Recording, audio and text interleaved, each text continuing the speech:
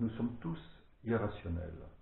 Il y a des gens qui prennent leur voiture pour aller courir sur un tapis roulant. C'est fou, non? Alors fou, c'est un autre mot pour dire irrationnel. Il y a des gens qui partent au bureau pour travailler avec une cravate et un costume. C'est fou, non? Si, c'est fou. Il y a une coutume qui nous vient de la Silicon Valley en Californie qui s'appelle le Casual Friday, c'est-à-dire le vendredi décontracté. Le vendredi, les gens viennent au bureau en tenue décontractée, en survêtement, en t-shirt, en short, en tongs, comme ils veulent du moment que c'est une tenue décente. Et le vendredi, donc, l'ambiance est beaucoup plus détendue. Les gens sont souriants et leur travail est plus efficace. Étonnant, non? Non. Ce qui est étonnant, c'est que du lundi au jeudi, ces gens viennent au bureau en costume, cravate. C'est complètement irrationnel. Nous sommes tous irrationnels. Moi, le premier d'ailleurs, il m'arrive encore d'avoir des comportements irrationnels. Il n'y a pas si longtemps, je suis parti à mon rendez-vous le matin sans prendre mon petit déjeuner. Et arrivé à l'heure du déjeuner, j'avais une petite faim. C'était rare que j'ai une petite faim à l'heure du déjeuner. Et c'était très agréable. Ça s'appelle avoir de l'appétit. Et puis je me suis souvenu que je n'avais pas pris mon petit déjeuner le matin. Et là je me suis dit, mais qu'est-ce que t'es con? Alors con, c'est un autre mot pour dire irrationnel. Qu'est-ce que t'es con? Pourquoi est-ce que tu t'acharnes à boire un grand bol de café noir le matin alors que ça te donne des nausées toute la matinée? Pourquoi est-ce que tu t'obstines à manger 2 tartines beurrées le matin alors que ça te donne des ballonnements toute la matinée, alors que tu n'as pas faim le matin et alors que tu cherches à maigrir? C'est complètement irrationnel. Depuis le matin, eh bien, je prends une grande tasse de thé et je m'en trouve très bien. Nous sommes tous irrationnels. Même des gens très intelligents sont irrationnels.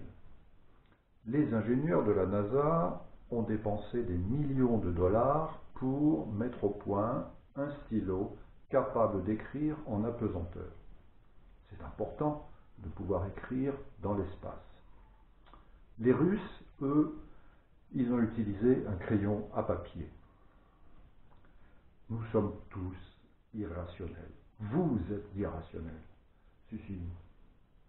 Il n'y a pas si longtemps, j'habitais un petit village dans la région parisienne qui s'appelle Saint-Escobille.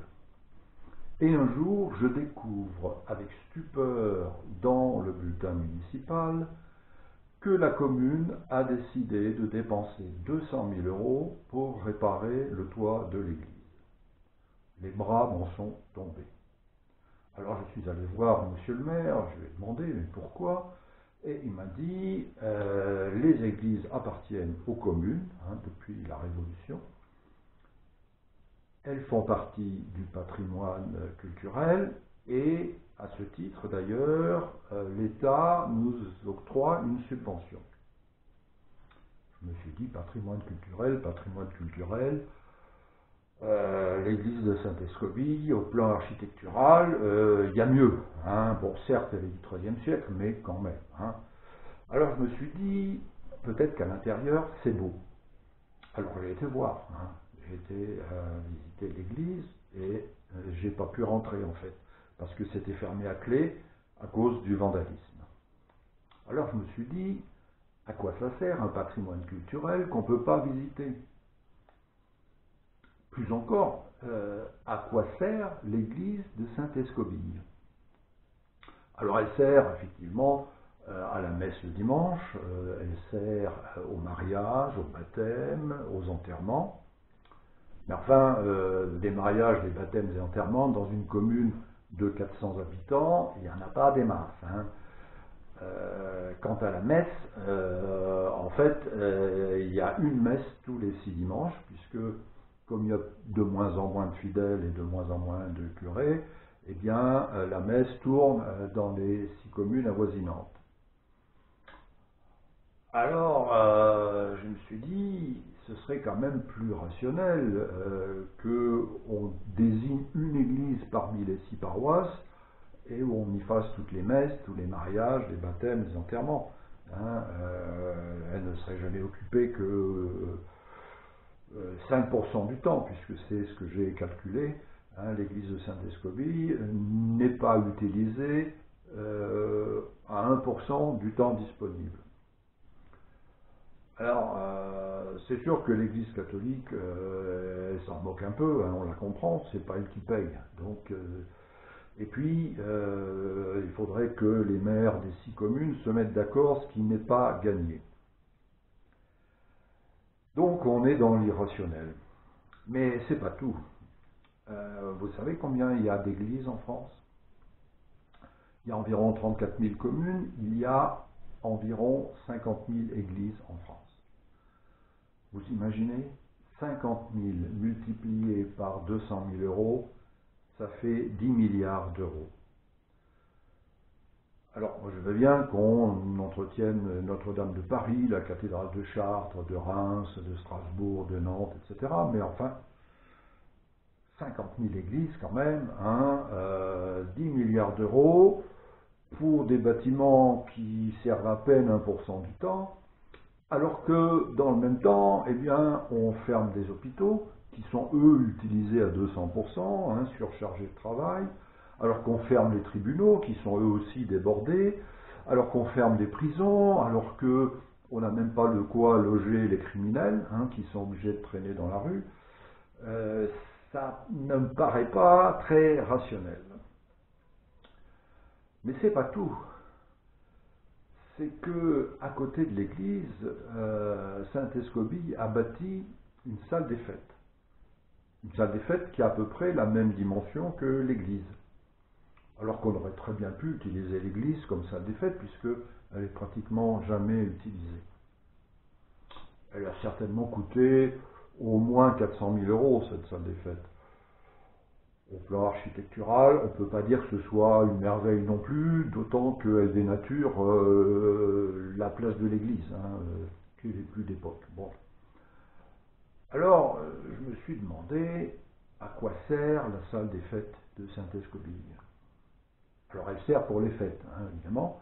Les fêtes, c'est quoi? C'est le 14 juillet, c'est la Saint-Jean, c'est le 11 novembre, c'est... non, la fête des voisins, c'est à côté du terrain de foot, donc elle n'est pas utilisée. Et puis, si, il y a effectivement les cours de judo des enfants le mercredi. Alors j'ai calculé un peu, et on utilise la salle des fêtes de Saint-Escobie un peu plus de 1% du temps disponible. C'est quand même ballot, alors qu'on a une église à côté qui sert pratiquement à rien. Mais c'est pas tout. C'est que vous avez appris dans les grandes villes de nos jours les musulmans pris dans la rue.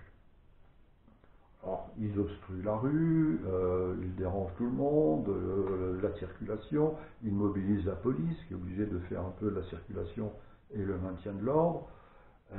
C'est quand même pas terrible.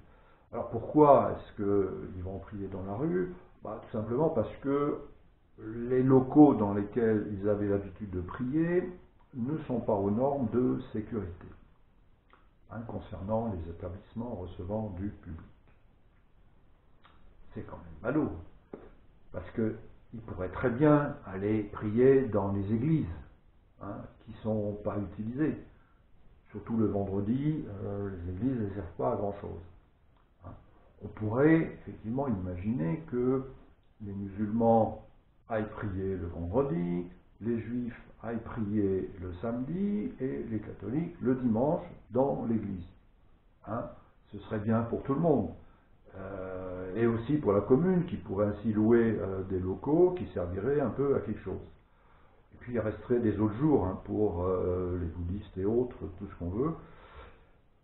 Tout ça, on ne le fait pas, donc c'est pas très très rationnel.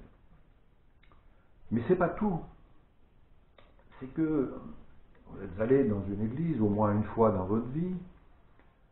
Est-ce que vous avez vu dans une église les panneaux indiquant la sortie de secours?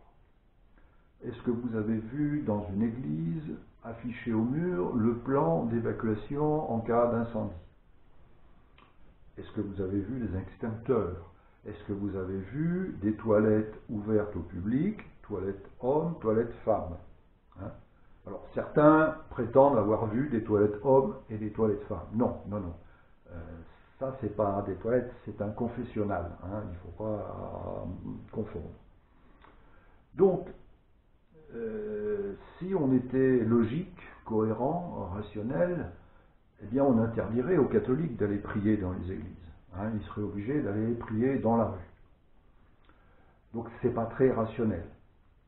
Ce qui serait quand même très rationnel, finalement, c'est que les musulmans, le vendredi, les juifs le samedi, les catholiques le dimanche, eh bien ils allaient prier dans la salle des fêtes. Ça, ce serait rationnel. Alors, être rationnel, ça ne signifie pas manquer de poésie, manquer d'amour ou de folie. Hein. On peut très bien être rationnel et créatif. Hein. Alors, soyons fous, soyons rationnels.